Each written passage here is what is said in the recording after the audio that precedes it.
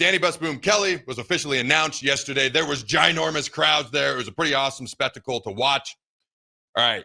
Dani Busboom Kelly had special relationships with her players at Louisville, and she aims to continue that at Nebraska. And I quote, she said, "I've walked in their shoes in the biggest pressure situations, and I failed a lot," she says, end quote. Now, I want to play. We've got two clips here. I don't even know what the order of the clips is. If you can find the one where she talks about where she failed, I will tell you right now, okay, the coaches that I trust the most are the ones who are the most authentic, the most real, and who genuinely care.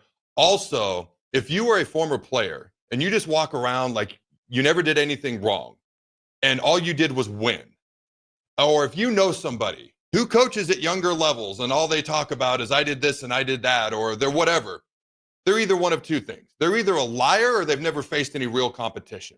I'm going to shock you when I say this. Guess what? I got pancaked a time or two in my life. Okay? As proud as I am of things that I did, there are things that I failed at. That other guy was working out too. He was getting coached too. He was practicing too. Now, my goal was to dominate him and then to dominate him. And then if he asked for mercy, to laugh and do it more. And if he didn't ask for mercy, to laugh and do it. That was my goal. It didn't always happen. I just talked to my kids the other day about how I tried to get back in the NFL, which is why I can talk about a mini camp at the Falcons that most people don't know about, and I failed. Anybody who tells you we were undefeated or we did this or we did that, or they ignore everything and just talk about the positives, they either, one, are a liar, or two, never faced any real competition. Because some of those people do exist as well. And if that's you, not an indictment. But for people like us who failed, we understand that in life, there's only one true failure. Because either you're winning or you're learning how to win. Either you're succeeding, and if you're learning from your mistakes and your failures, you're learning how to succeed. The only true mistake you can make in life is to ignore your failures and or not learn from your mistakes or your failures. And so I love this from Dani Busboom Kelly.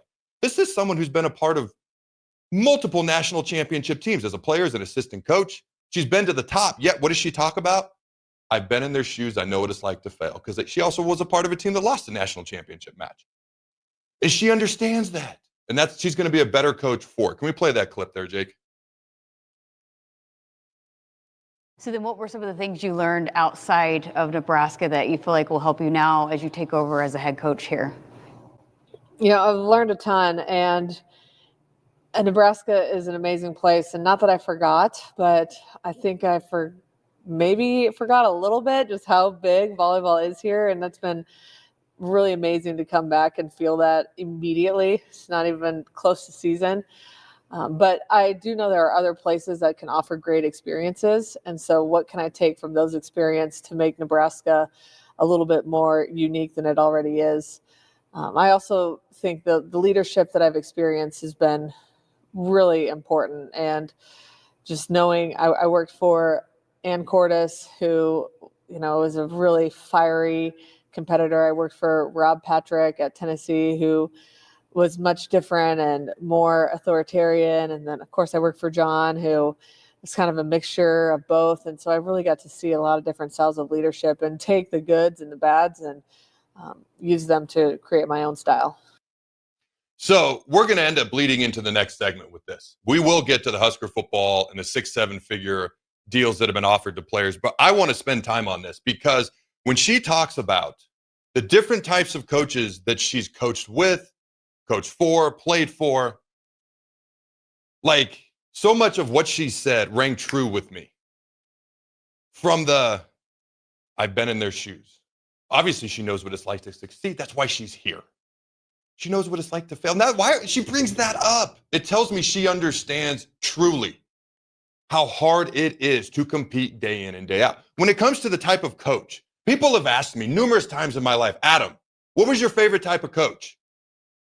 I've had yellers and screamers. I talked yesterday about how Jacob Burney lit into me like a monkey on a cupcake in our 15-minute combine meeting when he was with the Broncos, and all he did was yell at me for 15 minutes. I get to the Redskins. I walk in. I'm traded. I don't know who the D-line coach is. I walk in. I see him, and immediately I was like, oh, crap. It's this dude. And it was all over my face because he started laughing. It was pretty obvious. Yet, if you listened yesterday, I also mentioned how him and I got along really well. He did not care about getting to know you or making it personal or having a relationship. He made it abundantly clear. We'd all be standing together. He'd legit be on the opposite field, on the opposite end of the field, because you have multiple practice fields. Just walking in a circle. Just didn't care. I got along with him. And I'll come back as to why in a minute. So I've had yellers and screamers. I've had quiet teacher type coaches. Okay. And I've had a bunch of people in between. I will now tell you why I get along with almost all my coaches. There's only one that's ever stuck out in my life that I couldn't stand. As long as you're real and authentic, I don't care. I don't care if you're a yeller or a screamer. I don't care if you barely speak above a whisper. I don't care if you're 80. I had a D-line coach in St. Louis who was younger than 3 of the 4 starters.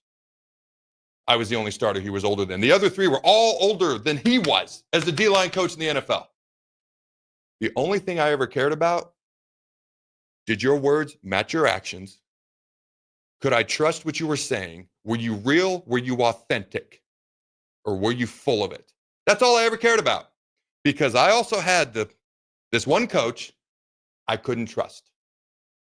I'll never forget. We walk in to a particular meeting, and I take on a double team, which is hard to do in the NFL. It's hard to do. I take it on. I don't get moved.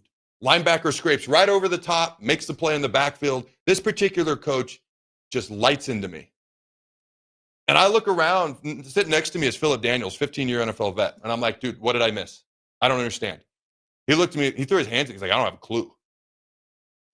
The very next week, I took on a double team, and I got drove back in practice. These were in practice. I got drove back. It was pretty bad. And that coach walked over, he's like, that's a really good job. And I about fell out of my freaking chair. I looked at Philip, and Philip about fell out of his. Here's why that bothered me.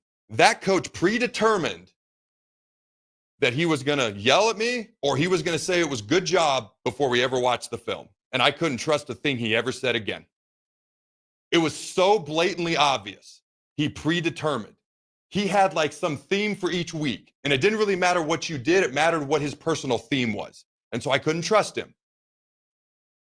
Dani Busboom Kelly has been around so many different types of coaches. She alluded to it. Intense, more quiet, more whatever. She talked about being real and authentic. That's what's going to relate to these players.